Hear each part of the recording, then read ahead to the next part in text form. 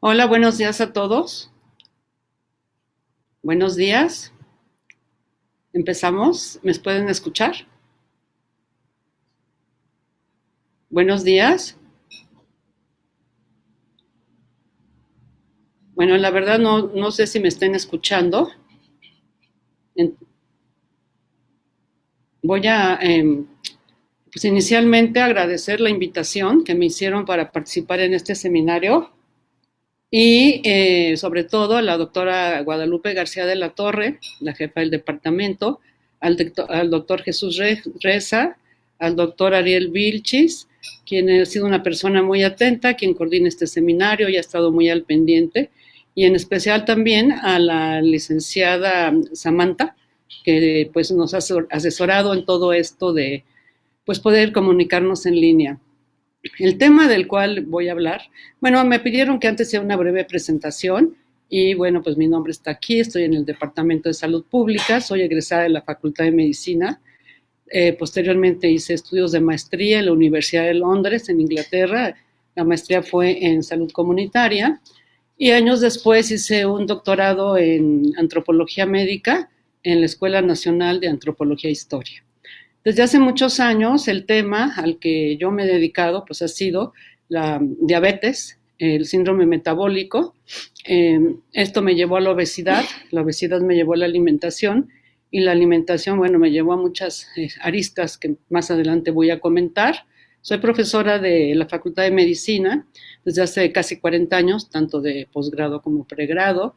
He formado pues, varios alumnos a nivel de maestría, doctorado, soy tutora del programa y pues bueno, he sido jefa del departamento 2 veces y ha sido pues una gran satisfacción para mí poder interactuar con toda la parte académica, la docencia y también la investigación.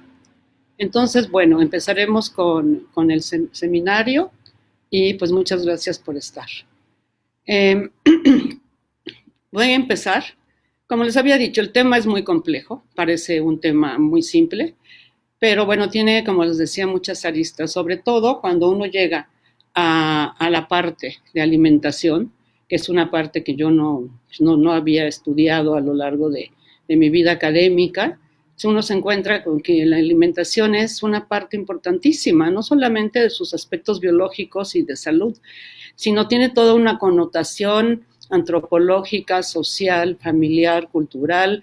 La comida está en el centro de todo. Cuando organizamos una reunión, ya sea un bautizo, una cena, una fiesta, un cumpleaños, una boda, en lo primero que pensamos es qué vamos a dar de comer y qué tipo de comida se debe dar en cada ocasión.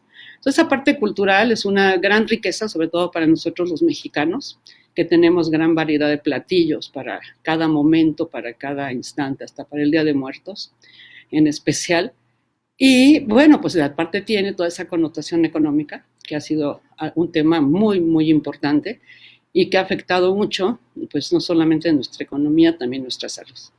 Entonces, bueno, empiezo para no hacerlo esto muy tedioso, con una anécdota, como les pongo ahí.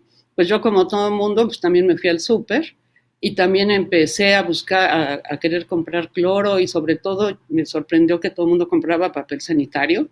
Yo no entendía por qué, pero dije, bueno, pues más vale que me lleve un paquete. No vaya a ser que se vaya a acabar o qué pasa. La siguiente, por favor. Entonces, como les pongo aquí, los pasillos más concurridos pues eran los de los alimentos ultraprocesados, además de los de limpieza, obviamente. ¿Y qué compraba la gente? Pues de todo. Aquí están los alimentos más consumidos y al mismo tiempo los que yo pude observar. Esto fue ya, se me volvió como una visita con una mirada antropológica, de ver cómo se vaciaban los estantes de latas, sopas, embutidos, agua, refrescos, etcétera, etcétera.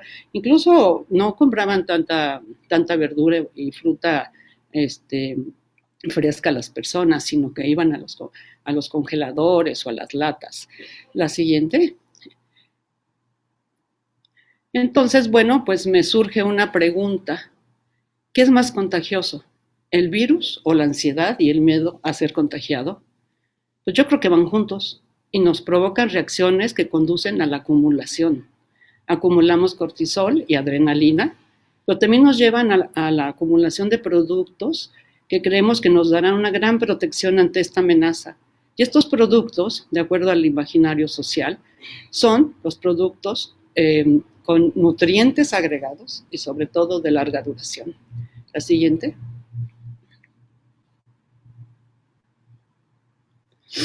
Entonces, bueno, ¿qué nos condujo a esta epidemia? Pues a las famosas compras de miedo, que no es la primera ocasión, se da siempre que hay algún problema, un sismo, una inundación. Y en México, como muchos otros países, pues está recurriendo a los ultraprocesados en esta pandemia. Justamente lo que no se debería de hacer, puesto que como vamos a ver más adelante, estos alimentos han provocado el aumento de muchas enfermedades que nos han hecho más vulnerables al coronavirus. Hay varias evidencias, falta mucho por investigar, pero vamos a ver algunos elementos. La siguiente.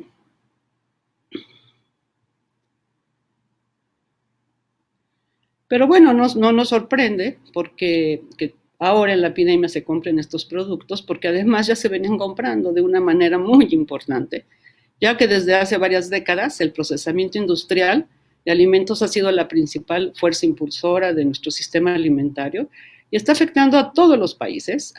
Empezaron los países desarrollados y ahora están afectando importantemente a los países de ingresos medios e ingresos bajos.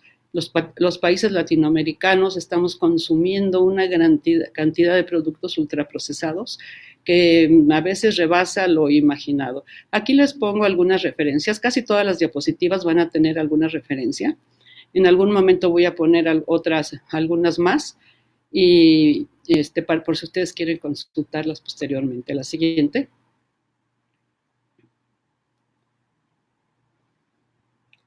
Ante esto, pues la OMS clasificó los alimentos y bebidas por su grado de procesamiento. Se hablaba de la comida chatarra, se hablaba de los alimentos basura, y había muchos términos, pero no quedaba muy claro bien a bien a qué nos estábamos refiriendo. Y en un esfuerzo en el 2010, junto con la Escuela de Salud Pública de la Universidad de Sao Paulo, se hizo una clasificación con base en este procesamiento que ha permitido tener más claridad a qué le estamos llamando un alimento procesado. La siguiente. Y para no entrar en demasiados detalles, puesto que no es el tema, porque podríamos hablar de ultraprocesados toda una sesión, lo único que quiero aquí ilustrar de una manera muy sencilla lo que es un alimento sin procesar o mínimamente procesado. O sea, es un elote que compramos, limpiamos, cocemos o asamos. Los procesados son los que ya están enlatados, tienen salmuera o algún procesamiento o son precocidos, pero no tienen aditivos o gran número de aditivos, algunos conservadores o algunos conservadores naturales. Y los ultraprocesados pues son cuando ya llegan así, que en estas bolsitas muy llamativas, con muchos colores, con muchos sabores, y vamos a ver qué quiere decir que tengan muchos colores, muchos sabores. La siguiente.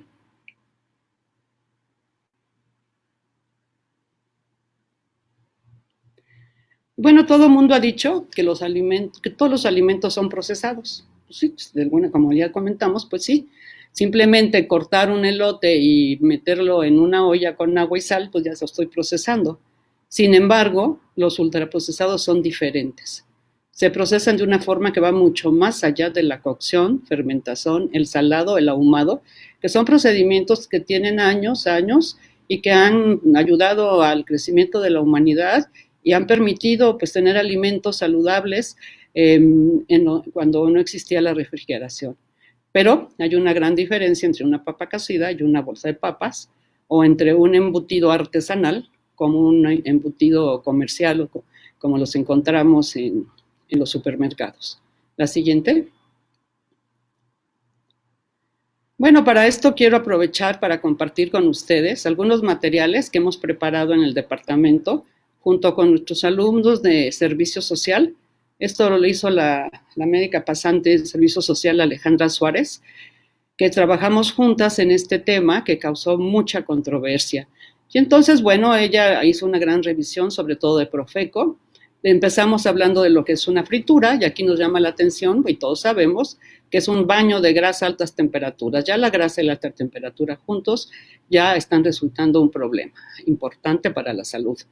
Las frituras, bueno, pues como ustedes pueden ver aquí, pues son de papa, maíz, todos sabemos, se consumen muy frecuentemente y ahora sabemos que son bastante dañinas para la salud. Además de que tienen una gran cantidad de sal, también tienen una gran cantidad de aceites. Y aceites que a veces son aceites trans o aceites requemados. Además, pues tiene todos estos aditivos que vemos aquí, el glutamato monosódico y los que ven ustedes, que se han asociado con problemas muy importantes, sobre todo en los niños, de inatención, hiperactividad. No es en sí que lo causen, sino que exacerba los síntomas o hace más difícil el manejo. Los colorantes deberían de prohibirse como en muchos lugares, porque son, junto con el glutamato, los dos aditivos más peligrosos en la salud, tanto de los niños como personas con algún problema neurológico de base. Bueno, pues no tiene ninguna propiedad alimenticia y contienen muchísimas calorías debido a los carbohidratos que aportan los cereales, además de las grasas que absorben. Y bueno, otra cosa que es muy importante es que pues hay un gran engaño y que eso todos sabemos. Por ejemplo, hay una bolsa que dice ahora con más queso y lo que observó Profeco es que no contenía queso. La siguiente.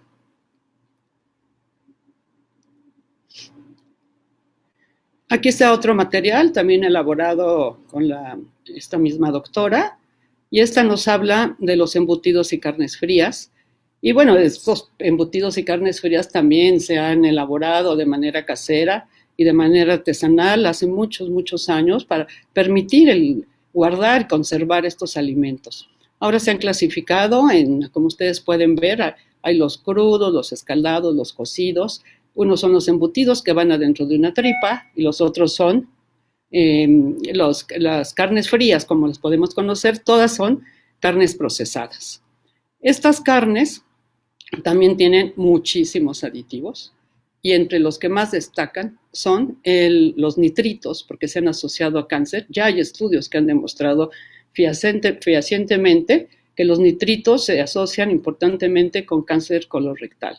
También tenemos el famoso glutamato, como les decía, es adictivo, se asocia a diabetes, autismo y agudiza los síntomas de TDAH. Y la carragenina, que se usa muchísimo en varios productos procesados, tiene un gran efecto en el tracto digestivo y en el sistema inmune, del cual vamos a hablar más adelante. Además, pues ya, tenemos que saber que no son carnes de buena calidad muchas veces, depende la marca, depende cómo se elaboren, pero muchas veces están elaborados con recortes, sobras de animales ricas en grasa, incluso carne que está a punto de ser descompuesta y que los ácidos permiten parar este proceso de descomposición. Aquí la recomendación, son altamente consumidos, es limitar al máximo y de preferencia buscar los que sean de mejor calidad. La siguiente. Entonces, bueno, pues los supés están diseñados para ser muy atractivos, hiperpalatables y formadores de hábitos gracias a los aditivos, como ya decíamos, que son adictivos, a un envase astuto que siempre llama la atención, a la comercialización que se ha hecho, que es una enorme cantidad de dinero lo que se invierte, y sobre todo a la conveniencia. Han resultado más convenientes, más fáciles, más prácticos.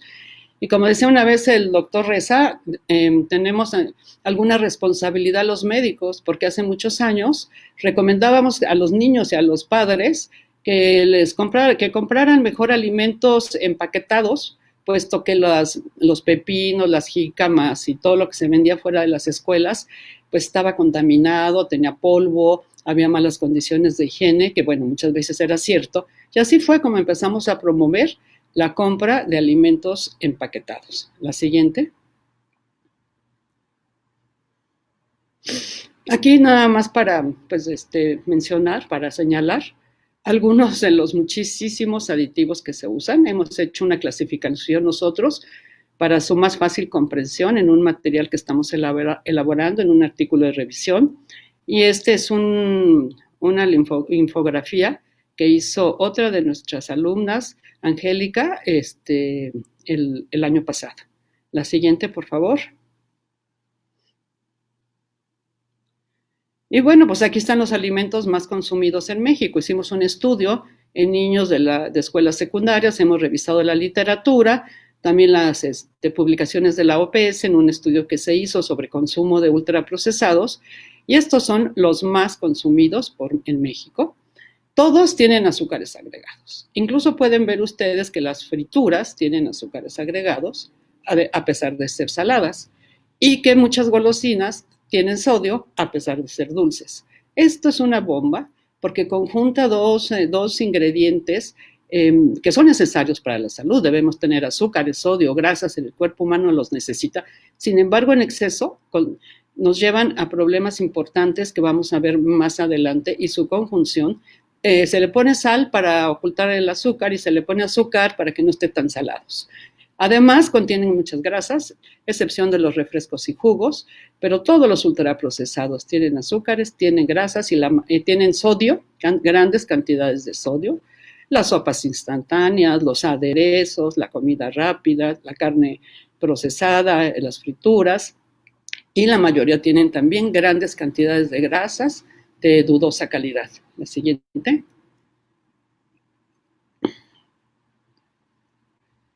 Pero entonces, ¿por qué compramos todo esto? Porque los productos ultraprocesados están diseñados en laboratorios, están fabricados en establecimientos de última tecnología, y hoy resultan estar más sanitizados que las frutas, las verduras o las legumbres, todo lo que compremos en la huerta. Evidentemente, no es cierto. Las superficies de los vegetales y también lo de los productos empaquetados pueden albergar y hospedar este virus. Entonces, simplemente es como este imaginario colectivo que nos hace llevar algunas ideas, un poco conocimiento, pero también algo de fantasía, que nos lleva a consumir o elegir consumir unos productos y no otros, y sobre todo en estas épocas de crisis. La siguiente. Un poco de historia. Los ultraprocesados evocan el espíritu de resistencia y triunfo. Esto es algo también muy importante en lo que yo he estado pensando. Por eso digo que tiene muchas aristas este tema, porque nos lleva a tocar aspectos filosóficos, antropológicos, de la historia, como del origen de estos productos. Y estos llevan muchos años, más de un siglo. Algunos eran distintos, bueno, la mayoría eran distintos, se usaban otros condimentos, otros materiales. Ahora cada vez se usan más aditivos. Estos nos han acompañado sobre todo en época de crisis. Los enlatados se desarrollaron a petición de Napoleón en 1790. Fue Appert quien se hizo como una especie de concurso, se dio un premio a quien lograra conservar alimentos para poder llevarlo a las batallas. El Hershey también fue parte de las raciones de combate del ejército de Estados Unidos. Aquí fue un hombre de origen muy humilde el que desarrolló este chocolate, fundó una escuela y generosamente él donaba estas raciones para el combate, y bueno, llegó después a vender. ¿Qué pasó? Durante los siglos XVI, XVII, en las bodegas, en los barcos, en las carabelas, en los buques, eran productos muy importantes, y ahora pues siguen siendo el alimento que nos saca de problemas. Y la Coca-Cola fue consumida por casi todos los soldados estadounidenses que pelearon en la Segunda Guerra Mundial. Entonces tienen este poco de imaginario. Todo el ultraprocesado lo guardo porque eso va a durar más y porque es más sano y porque me va a dar una alimentación, una nutrición más adecuada. La siguiente, por favor. Bueno, aquí nada más para ilustrar esto que les decía de la Coca-Cola, que es todo un fenómeno impresionante. Ya en el 1936 celebró su 50 aniversario. O sea, la Coca-Cola viene desde el siglo XIX y empezó como una sustancia, como un jarabe, que incluso tenía algo era más como un medicamento. Pero bueno, fue creciendo, fueron cambiando sus ingredientes, se fueron modificando. En esta época del 36 ya estaba en 44 países. Algunos de los personajes de la guerra incluso eran adictos, como el general Patton, MacArthur, el héroe del Batán. Eisenhower, además de ser presidente, también fue de Estados Unidos, también fue presidente de una embotelladora. Mary Churchill, la hija de Winston Churchill, bautizó un destructor de la Marina con una botella de Coca-Cola. Y fue durante la Segunda Guerra Mundial que se inventó la lata característica para pues mejorar su transportación y la duración y fue como surge la lata como un envase más fácil de transportar. La siguiente.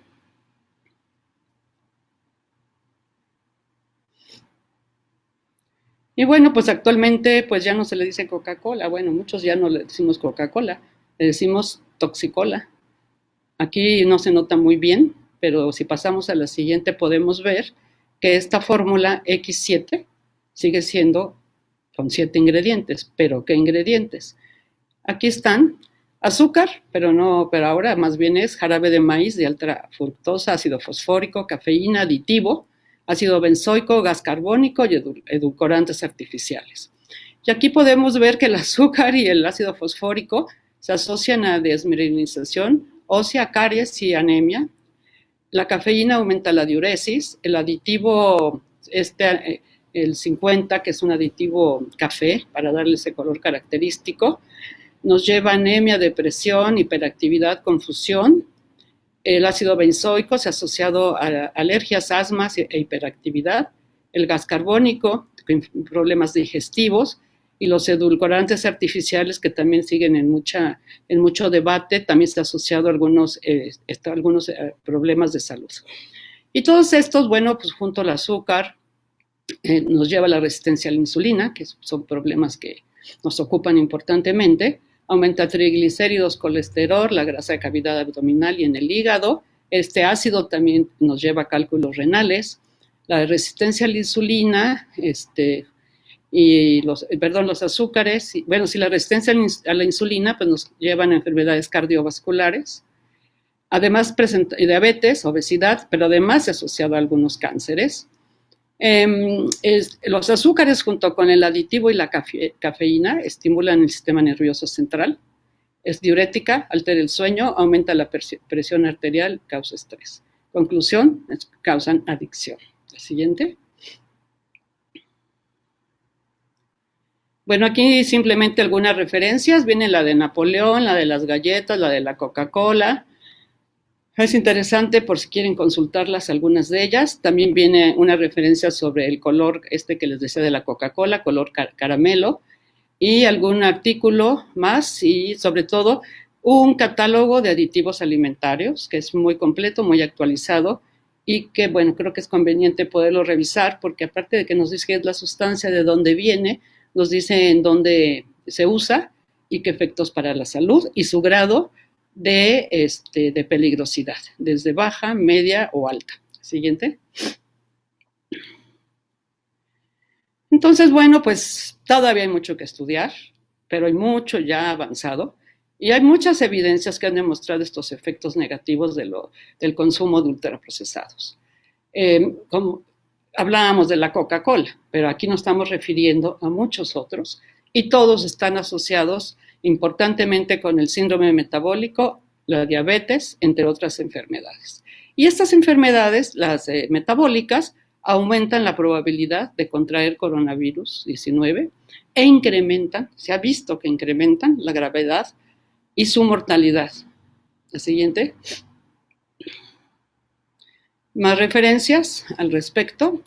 Eso es en relación a todo lo que se ha escrito en relación a los ultraprocesados, el tipo que no son nutrientes y sus efectos en la salud. La siguiente.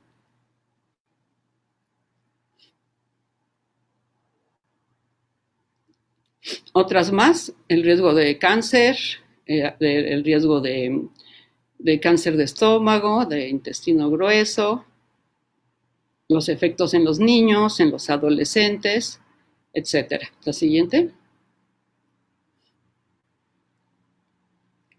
Y bueno, decíamos que tiene 3 ingredientes importantes: el azúcar, la sal y las grasas. Entonces, otra vez, va a parecer un poco repetitivo, pero bueno, es un poco a propósito, porque sí es importante que el público que nos está escuchando, me decían que era un público abierto, y además de ser una sesión académica, pues es una sesión de divulgación, y es importante que pues repasemos nuevamente que los azúcares nos llevan a estos trastornos que ya habíamos comentado. ¿Por qué? Porque se digieren rápidamente, la glucosa llega al torrente sanguíneo en un plazo muy corto y sobre todo el jarabe de maíz de alta fructosa todavía llega más rápido, causan picos de azúcar en sangre, aumentan los niveles de insulina, afectan la utilización de la insulina y además producen problemas dentales y están asociados con la hiperactividad en la población infantil. De manera de resumen, digamos. La siguiente, por favor. Bueno, es simplemente una clasificación, no simplemente, sino es una clasificación, porque es muy importante, pues cuando tomamos alimentos azucarados, sepamos que hay naturales, artificiales, calóricos, acalóricos, y sobre todo el jarabe de maíz, con alto contenido de fructosa, que está asociadísimo a los ultraprocesados, es el que mayores efectos a la salud ha presentado y además también ha contribuido importantemente al problema de los azucareros y a que nuestro azúcar y nuestra compañía azucarera se haya visto muy minada, deteriorada con esta producción de jarabe. Nosotros mandamos caña a Estados Unidos, allá la vuelven jarabe de maíz y así nos lo regresan. Es mucho más barato agregarle jarabe de maíz a los productos que azúcar refinado o azúcar. La siguiente.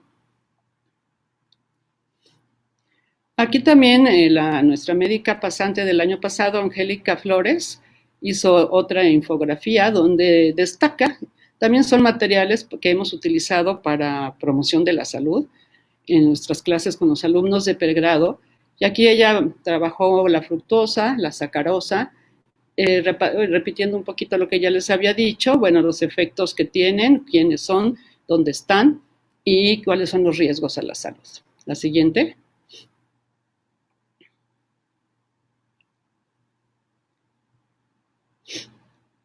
Y bueno, de todos estos, como les decía, el jarabe de maíz se considera el gran generador de la obesidad mundial. Y ojo, los productos light, la mayoría de ellos, o dietéticos como los yogures, las barritas y muchas otras bebidas, lo contienen. Entonces uno toma esas bebidas, o uno no, bueno, quien las toma, pensando que van a evitar los problemas de obesidad, lo cual definitivamente no es cierto. La siguiente. Aceite es el otro de los ingredientes, aumentan los niveles de triglicéridos, colesterol y el LDL en la sangre. Y lo mismo, nos llevan a sobrepeso y obesidad. Entonces, aceites, grasas junto con azúcares, bueno, está a la orden del día. También nos producen daños hepáticos, aumentan el riesgo de enfermedad cardiovascular, se asocia también con el síndrome metabólico, diabetes y aquí además con enfermedad renal. La siguiente.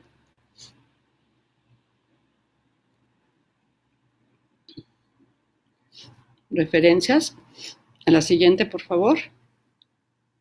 Aquí sobre todo estamos dando algunas referencias sobre los ácidos, las grasas trans. La sal, el tercero de los ingredientes importantísimos. Bueno, todos sabemos, los médicos y los nutriólogos, que afecta el equilibrio sodio-potasio, su consumo exagerado, no su consumo normal. Y puede dar lugar a hipertensión arterial e insuficiencia renal. ¿Cuál es su consumo normal? Bueno, pues hay muchos lineamientos que han dicho que 2 cucharaditas al día es máximo lo que podemos consumir en todo el día. Se asocia a cálculos gástricos, cálculos renales, hipercalcemia, úlcera y gastritis, provoca retención de líquidos y también tiene trastornos en el metabolismo óseo. La siguiente.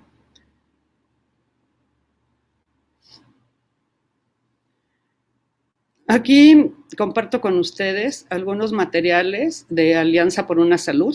Es una ONG que seguramente conocen, que ha hecho un gran trabajo, un trabajo pionero y de liderazgo importante, sobre todo ahora con el etiquetado nuevo que acaban de autorizar, y que por su simpleza es de gran ayuda desde nuestro punto de vista. Y bueno, tenemos que tener claro que nosotros, los mexicanos, estamos consumiendo el doble de lo que la OMS recomienda para un adulto en todo el día. Y la mayor parte de esta sal pues viene en productos ultraprocesados.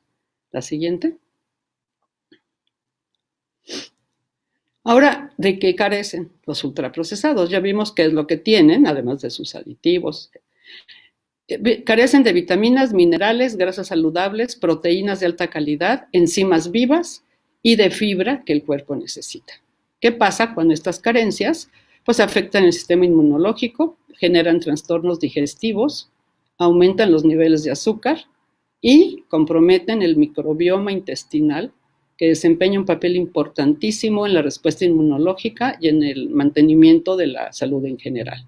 Entonces, bueno, con esto podemos todavía afirmar más que si bien ya los ultraprocesados eran una opción antes de la pandemia, ahora están mostrando que todavía tienen mayores peligros en la salud, para la salud. La siguiente. Entonces nos vamos a ir un poco a la parte de la fibra.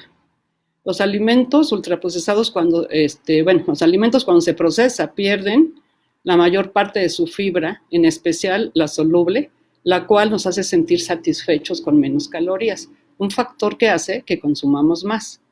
La fibra constituye un grupo de diferentes compuestos que no pueden ser digeridos todos por el tracto gastrointestinal. Entonces, las bacterias que tenemos en nuestro sistema digestivo, las bacterias colónicas principalmente, las fermentan, lo cual favorece el funcionamiento intestinal al mismo tiempo que produce la absorción de colesterol y otros lípidos y, bueno, pues evita tener aumentos en sangre. Tiene muchos beneficios, hay que tomar sobre todo fibra natural, eliminemos o tratemos de evitar los alimentos en fibra ultraprocesados. La siguiente.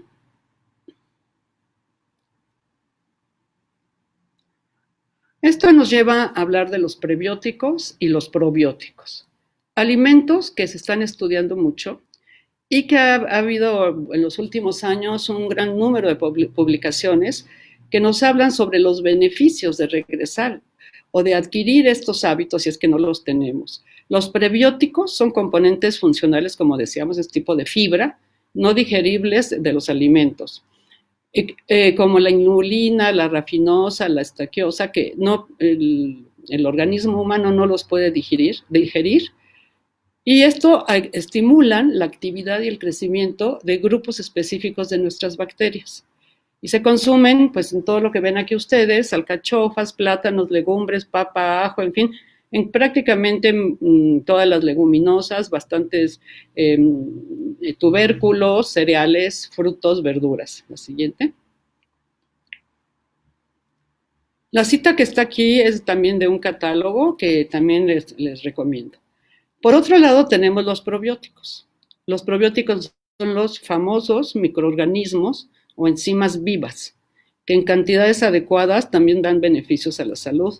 Y estos se consumen en alimentos fermentados, como los yogures, claro, no los yogures comerciales, sino los yogures artesanales o caseros, en el chucrut, que es la col fermentada, las aceitunas y muchos otros productos que vienen en salmuera, fermentados, quesos frescos, en el pulque.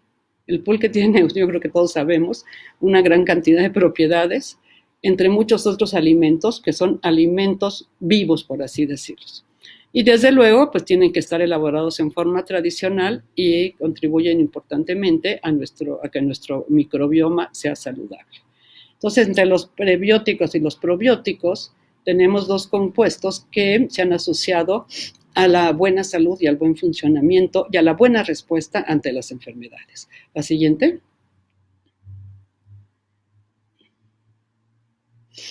Entonces, los prebióticos y los probióticos crean un ambiente adecuado para las bacterias de nuestro intestino, que es la microbiota. Ahora se dice la microbiota y el microbioma. Fomentan la evacuación regular, protegen contra los trastornos del intestino irritable, dan la sensación de saciedad más duradera, impiden el aumento de glucosa en sangre, evitan el sobrepeso, la inmunidad y la obesidad, y sobre todo mejoran la función inmunitaria. Esto es importantísimo en este momento. La siguiente. Bueno, la microbiota. Una descripción, no es un tema al que desde la salud pública nos dediquemos importantemente, pero bueno, yo creo que es muy importante que tengamos como cierta claridad y sobre todo la terminología actual que se está utilizando por los investigadores de esta área. La microbiota es la comunidad de organismos vivos residentes en nosotros. Son cientos de billones de microorganismos que están en nuestro cuerpo. A la microbiota se le había llamado antes flora humana, microflora o flora intestinal.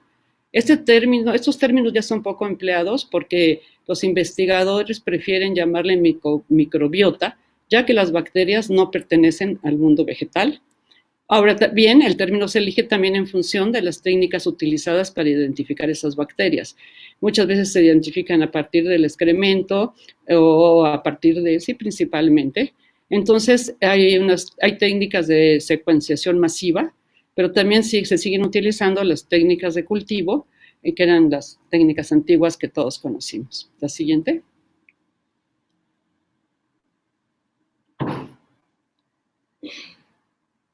Entonces, bueno, la ciencia ha revelado cada vez más el efecto de la calidad de la alimentación en el microbioma humano y su capacidad para evitar enfermedades.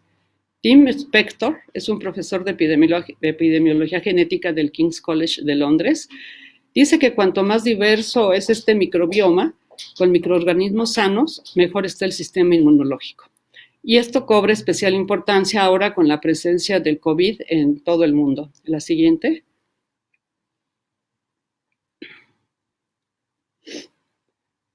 Spector dice también que además de generar una respuesta a los patógenos infecciosos como el coronavirus, el microbioma intestinal saludable también ayuda a prevenir reacciones inmunológicas severas y peligrosas que pueden dañar los pulmones y otros órganos vitales. Estas respuestas inmunológicas excesivas pueden causar insuficiencia respiratoria y llegar hasta la muerte. Una de las explicaciones que se ha dado por las que hay casos muy graves y casos menos graves y casos que llegan a la muerte aún en personas jóvenes es precisamente esta respuesta inmunológica exagerada. Porque por un lado está la falta de respuesta inmunológica, pero por otro está esta respuesta que es lo que Spector y su grupo de investigación está estudiando. La siguiente.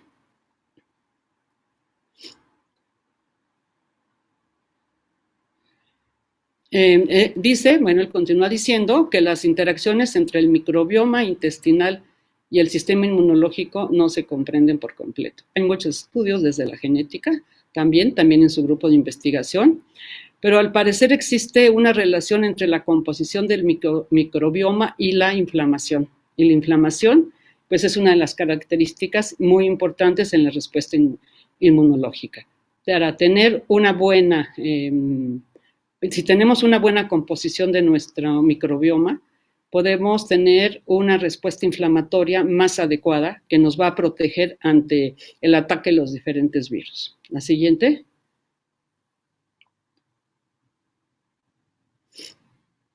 Aquí están muchísimas publicaciones de este grupo de trabajo y otros sobre los efectos de la dieta en el microbioma, sobre el papel del microbioma intestinal en la acumulación de grasa visceral, también nos lleva a los aspectos socioeconómicos. ¿Cómo se ha observado que en las sociedades más carentes el microbioma es de menor calidad, como bueno, se puede suponer, debido a una alimentación a lo mejor más pobre? También el microbioma en relación al peso, a la ganancia de peso, y el microbioma en relación a la nutrición y salud en general. Yo les recomiendo mucho, si quieren abundar en este tema, que revisen estos trabajos. Hay otros más. La siguiente, por favor. Bueno, resultados preliminares también de este grupo y otros grupos de trabajo han demostrado que la alimentación basada en ultraprocesados pone en riesgo a las personas de sufrir el coronavirus debido a la alteración de su microbioma intestinal. Entonces, ¿por qué? Porque hay una disfunción metabólica, afecta el sistema inmunológico y se ha asociado también con el asma, que tiene que ver con las enfermedades respiratorias, con la inflamación crónica, obesidad y estatosis hepática. Diversas publicaciones recientes sugieren que la disbiosis intestinal en la obesidad está cada vez más relacionada con los casos graves de COVID, los que requieren hospitalización o que pueden llegar a la muerte o llegan a la muerte o que ingresan a las unidades de cuidados intensivos. En este grupo de pacientes en quienes se ha realizado estudios del microbioma. ¿Qué es la disbiosis? Bueno, es la alteración del microbioma intestinal y la respuesta adversa de los hospederos a estos cambios. La siguiente.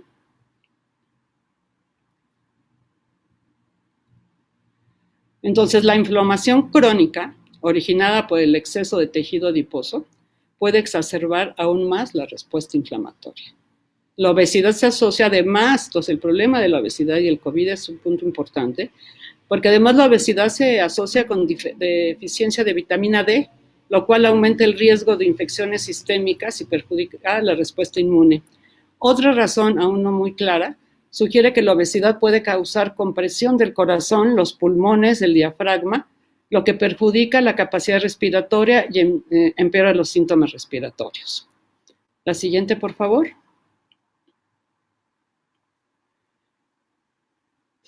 Algunas otras referencias también sobre obesidad, microbioma y obesidad y pacientes que han muerto, que han sido hospitalizados y la gravedad que adquieren los pacientes con obesidad y COVID.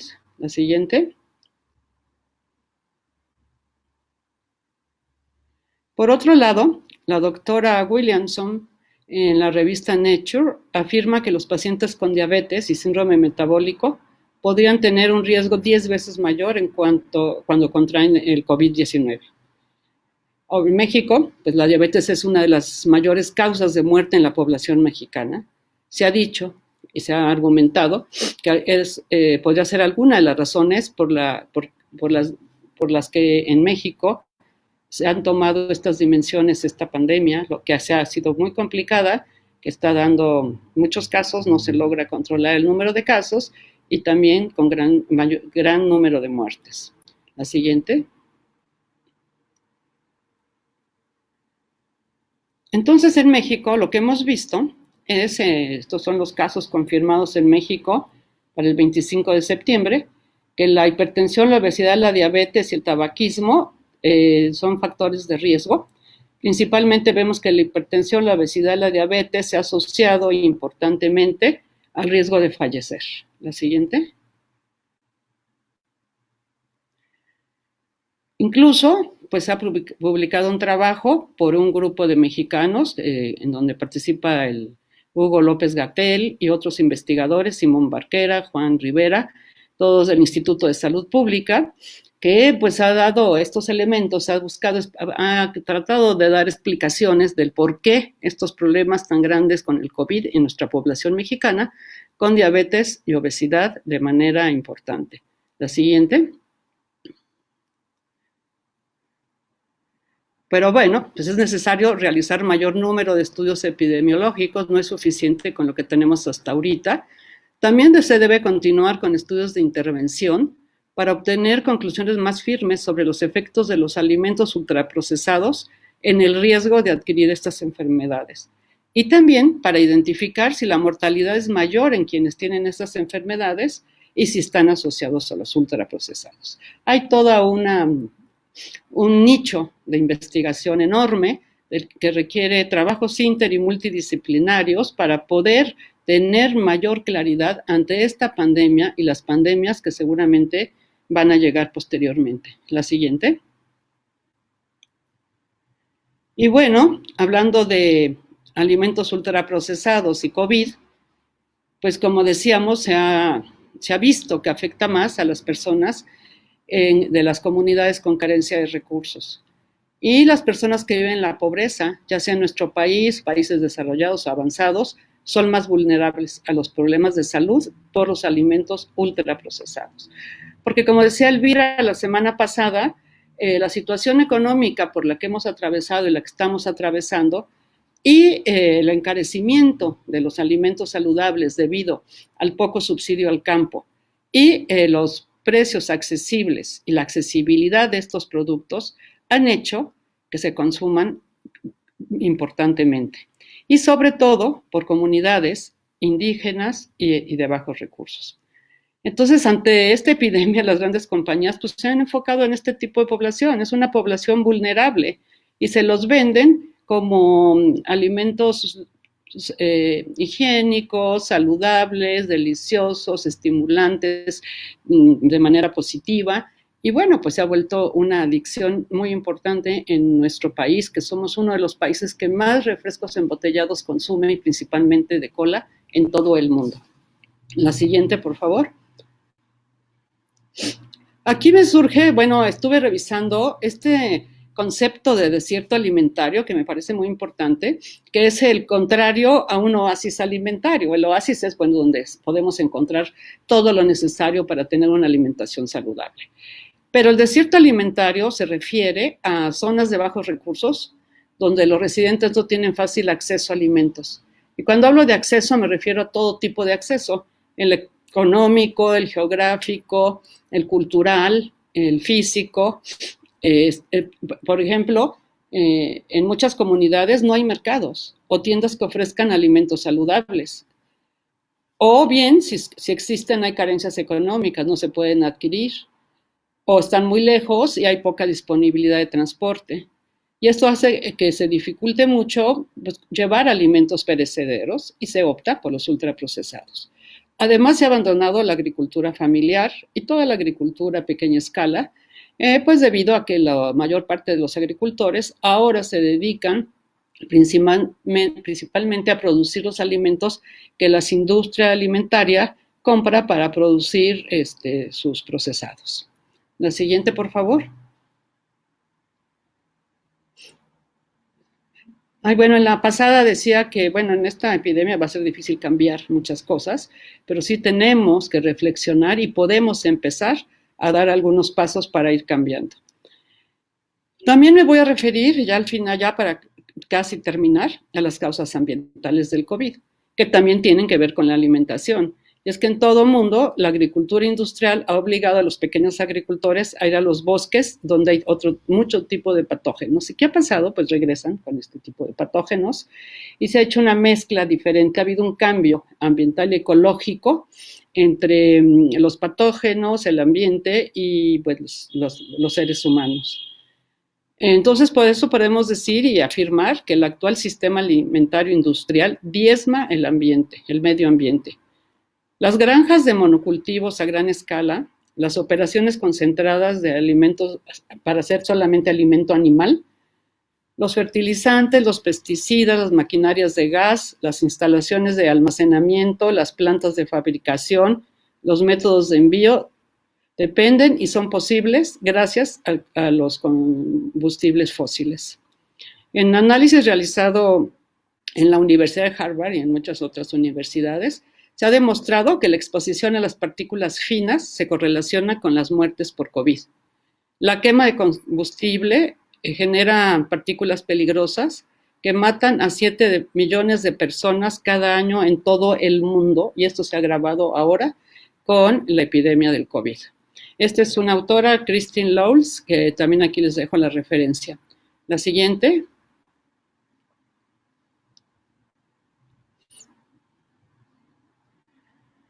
Otro punto que también señala bueno, este es otro estudio, el de Harvard que les decía, en donde se ha visto también un aspecto también muy importante que tiene que ver con la alimentación y es la manera en que se producen los alimentos. Los animales confinados en las granjas industriales son incubadoras perfectas para estos patógenos. Las condiciones insalubres y la estrecha comunicación que hay entre los animales con una genética casi idéntica significa que los virus se puedan propagar con mayor rapidez y con frecuencia se vuelven más virulentos. Por eso se ha asociado mucho estos problemas virales, que sea a las aves, que sea a los porcinos, que sea a los murciélagos, y bueno, son huéspedes intermediarios o huéspedes que están participando importantemente en las epidemias que hemos visto en los últimos años. ¿Sí? La siguiente, por favor.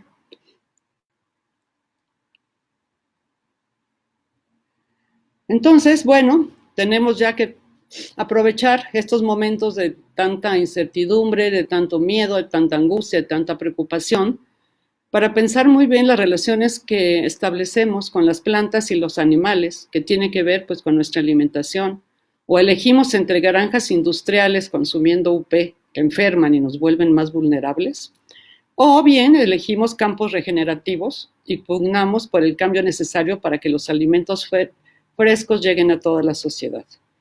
Elegimos entre monocultivos que producen lo mismo cada vez o huertas que ofrecen más diversidad de ingredientes para una alimentación saludable y una cultura más adecuada y más acorde a nuestra cultura. La siguiente. Aquí otra vez comparto con ustedes una infografía de Alianza por una Salud Alimentaria, en donde nos dan 10 puntos que nos recomiendan, que ya los comentó Elvira la semana pasada, y bueno, hacen mucho énfasis en que ingiramos comida de verdad y evitemos los ultraprocesados, en que compremos frutas y verduras en abundancia, en que compremos en lugares pequeños, ¿cómo se llama? En tiendas locales, en mercados. Entonces, durante esta pandemia es el momento para reconsiderar esas interacciones en forma en que cultivamos y producimos nuestros alimentos, nuestros hábitos alimentarios, nuestra salud y el deterioro de los sistemas agrícolas, el medio ambiente nocivo y todo lo que los UP están generando. La siguiente. Pero van a decir, bueno, ¿y cómo le hace uno para todo esto? Eso es muy complicado. Sin embargo, ha habido muchos movimientos en varios países, en América Latina y en México, que están buscando precisamente que lleguen estos alimentos a mayor parte de la sociedad a precios accesibles y que sean productos recién cosechados y sin productos agroquímicos. Hay grupos, esta Alianza por la Salud es un conjunto de grupos que están fomentando los tianguis, los mercados, y el fomento a que esta alimentación nos llegue cada vez más y que dejen de ser alimentos de lujo, carísimos, que solamente podíamos conseguir en ciertas tiendas y que era, pues a veces prácticamente imposible pensar en basar nuestra alimentación en estos productos. La siguiente. Entonces, bueno, esta pandemia, además de todo, ha sido un gran negocio para las empresas transnacionales.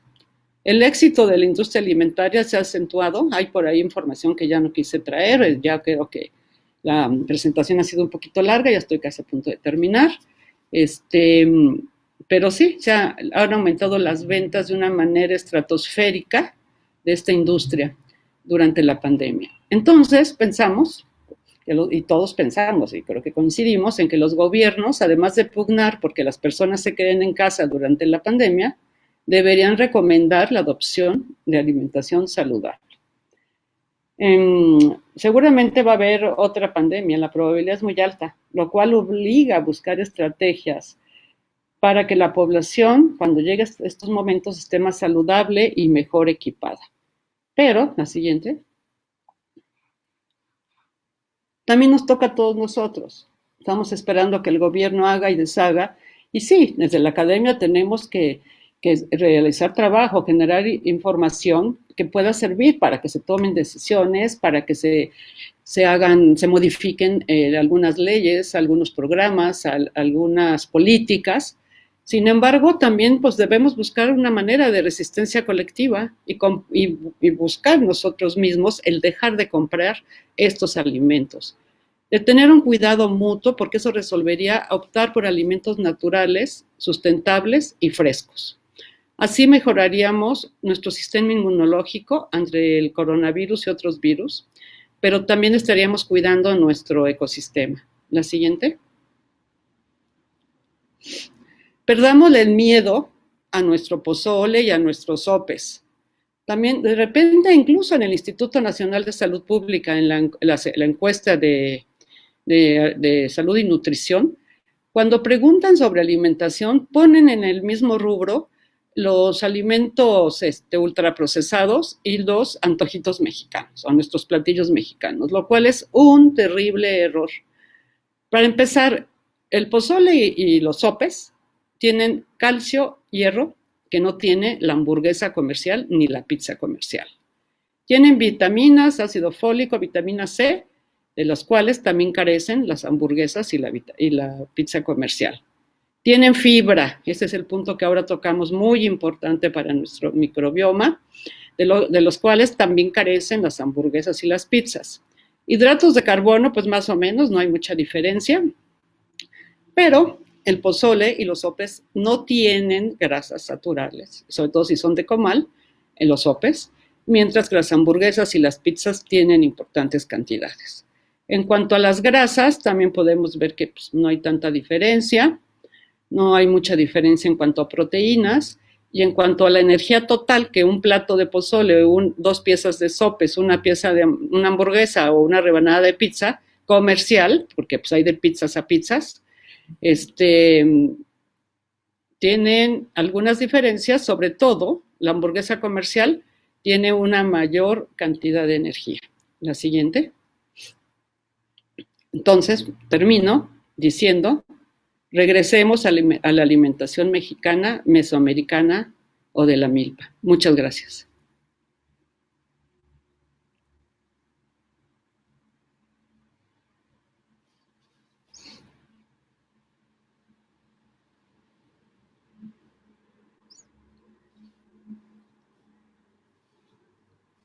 Bueno, pues ahora algunas preguntas que me van a poner aquí en pantalla. Qué bueno que se traten esos temas con las etiquetotas que ahora ponen. ¿Habrá que volvernos veganos? No, pues no tenemos que volvernos veganos, Maru. En general, yo siempre he pensado que la alimentación equilibrada es lo mejor que podemos hacer. Respeto a los veganos, a los vegetarianos y pues, cada quien tiene sus ideas, sus conocimientos, pero la alimentación equilibrada con todo tipo de proteínas, de proteína animal en pequeñas cantidades, pues hay muchas recomendaciones que dicen cómo debemos tener una dieta equilibrada y sobre todo pues buscar comer más alimentos frescos como verduras y frutas y leguminosas.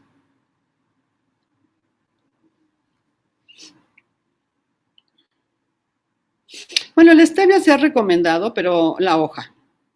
Liliana Vizcaíno y me pregunta que si es recomendable tomar stevia y bueno, el stevia también ya lo industrializaron, pero venden hojas de stevia. Yo las he visto, me parecen demasiado caras, lo mejor sería pues, buscar las hojas en el campo y sí, varias hojitas de estas dan un toque azucarado que no afecta a la salud. Está ampliamente demostrado, pero bueno, la industria pues, la agarró y la volvió también un producto comercial.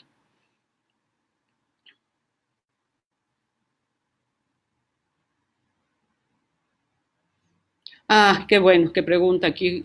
Joel Estudillo me pregunta que si se pueden, que si es recomendable el consumo de probióticos comerciales. Yo no lo recomiendo. Si podemos preparar en nuestra casa un yogur de una manera muy simple, digo, tampoco tenemos que tener búlgaros. Digo, yo las tengo y me encantan, pero es como tener un hijito que hay que estar cuidando, alimentando, lavando, y si uno lo descuida, pues se enferma y se muere. Entonces, pero podemos hacer el chucrut. Yo no lo había hecho, ahora me di la tarea de mezclar col con sal y dejarla fermentar, aceitunas, y todo lo que sea fermentado, que sea casero, es muchísimo mejor. Entonces, bueno, podemos hacer el yogur casero a partir de un buen yogur que se va con el mismo yogur, se va agregando la leche y se va dejando fermentar. Y todo el tiempo vamos a tener este alimento que pues sí es recomendable consumirlo, pues si es posible todos los días en pequeñas cantidades, porque ya habíamos comentado que también el exceso pues tiene efectos negativos en la salud. No recomiendo a ningún comercial, no los conozco. La dieta keto no la conozco, Pedro Baena. Casi yo no me meto mucho a dietas. Yo no soy nutrióloga y he tratado los problemas de alimentación, pero no. De hecho, nunca en mi vida he hecho una dieta. No las conozco. La alimentación equilibrada para mí es lo mejor. Y la actividad física.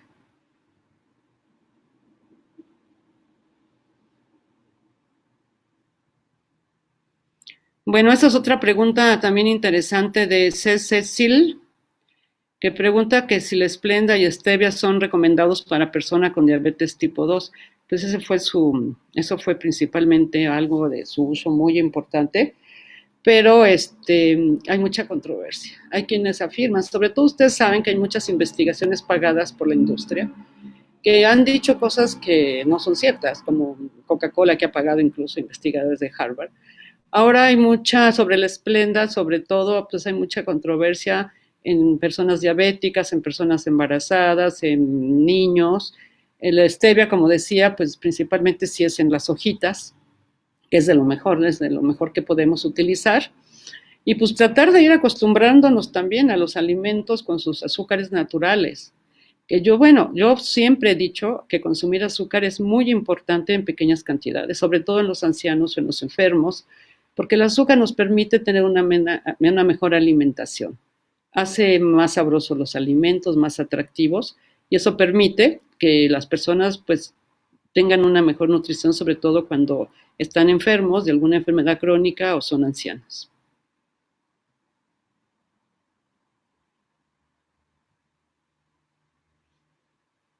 Bueno, me parece, me decía aquí la licenciada Samantha, que esta es la última pregunta y que ahora tenemos que concluir. Y bueno, pues me pareció tan raro no ver a nadie, ni escuchar a nadie, pero tenemos que acostumbrarnos a esta manera de interactuar. Espero que haya sido de utilidad y quedó a sus órdenes en el Departamento de Salud Pública. Seguramente, bueno, después se publicará el correo, no sé si se va a publicar o se va a hacer alguna liga para tener esta presentación, pero bueno, pues si queremos seguir discutiendo sobre estos temas, la puerta abierta y sobre todo a los estudiantes, muchos estudiantes que me dijeron que se iban a conectar, que ya pues no supe, pero espero que haya sido de utilidad para todos ustedes. Gracias. Gracias, queridos compañeros del Departamento de Salud Pública.